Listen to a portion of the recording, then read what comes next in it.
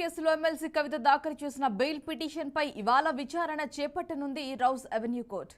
Liquor స్కామ్లో కవితను అటు ఈడీ ఇటు సిబిఐ అరెస్ట్ చేసింది. కేసుకు సంబంధించి ఈడీ పలుమార్లు ఆమెను విచారించి మార్చి 15న అరెస్ట్ చేసింది. కవిత ప్రస్తుతం తిహార్ జైల్లో జ్యుడిషియల్ కస్టడీలో ఉన్నారు. ఈ క్రమంలో ఆమె జైల్లో ఉండగానే సిబిఐ అధికారులు ఈ నెల 11న అరెస్ట్ చేశారు. ఏప్రిల్ 23 వరకు కవిత తిహార్ జైల్లో జ్యుడిషియల్ కస్టడీలో ఉన్నారు. అయితే ఈడీ సిబిఐ 23 వరకు కవిత తిహార్ జైల్లో జ్యుడిషియల్ కస్టడీలో ఉన్నారు. అయితే సిబిఐ కేసులకు సంబంధించి బెయిల్ కోసం కవిత కోర్టును ఆశ్రయించారు. విచారణకు స్వీకరించిన జస్టిస్ కావేరి భవేజా నేతృత్వంలో ధర్మాసనం ఇవాళ మధ్యాహ్నం 2 గంటలకు విచారణ చేపట్టనుంది.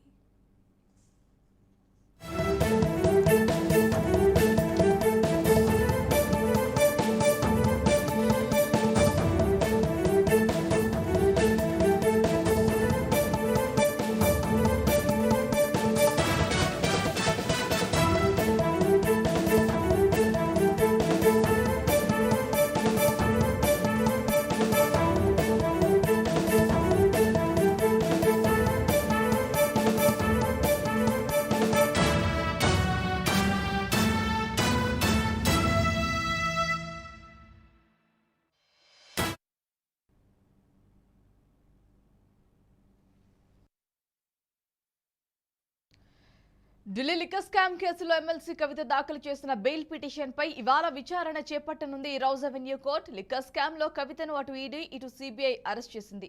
కేసుకు సంబంధించి ఈడీ పలుమార్లు ఆమెను విచారించి మార్చి 15న అరెస్ట్ చేసింది. కవిత ప్రస్తుతం తిహార్ జైల్లో జ్యుడిషియల్ కస్టడీలో ఉన్నారు. ఈ క్రమంలో ఆమె జైల్లో ఉండగానే సిబిఐ అధికారులు ఈ నెల 11న అరెస్ట్ చేశారు.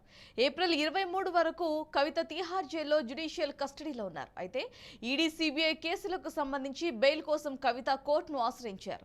విచారణకు స్వీకరించిన జస్టిస్ కావేరి భవేజా నేతృత్వంలోని ధర్మాసనం ఇవాళ మధ్యాహ్నం 2 గంటలకు విచారణ చేపట్టనుంది. ఇక ఇదే అంశానికి సంబంధించి మరింత సమాచారం ఎగ్జిక్యూటివ్ ఎడిటర్ శివప్రసాద్ మరింత సమాచారాన్ని అందిస్తారు. రైట్ శివప్రసాద్, చెప్పండి, అసలు కవితకు బెయిల్ దొరికే అవకాశాలు ఉన్నాయంటారా? భారతం ఇప్పటిదాకా ఉన్నటువంటి కేసు విచారణ జరిగినటువంటి తీరుని కానీ ఈ కేసులో కోర్టు అనుసరిస్తున్నటువంటి విధానాన్ని కానీ బట్టి చూస్తే బెయిల్ అవ్వడం కష్టంగానే మనకు కనిపిస్తూ ఉంటుంది. ఎందుకంటే 2 కేసుల్లో అటు ఈడీ సిబిఐ ఇద్దరు కూడా అనేక రకాలైనటువంటి అంశాలు కోర్టు ముందుకు తీసుకొచ్చినటువంటి పరిస్థితి ఉంది.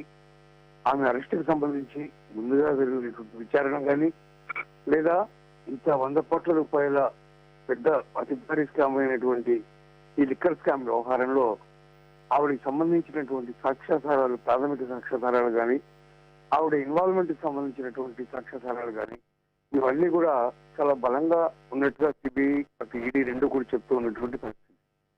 ఇప్పటికే ఈడీ అరెస్ట్ చేసిన తర్వాత 4 రోజుల పైగా కోర్టులో ఉన్నారు. అయితే ఈ నెల 11వ తారీఖున సిబిఐ కూడా అరెస్ట్ చేసింది. ఆ 2 అరెస్టులకు సంబంధించి తన యొక్క రెగ్యులర్ బెయిల్ పిటిషన్ ఆవిడ దాఖలు చేశారు. దాని మీద ఇవాళ విచారణ జరగబోతుంది మధ్యాహ్నం 2 గంటలకి.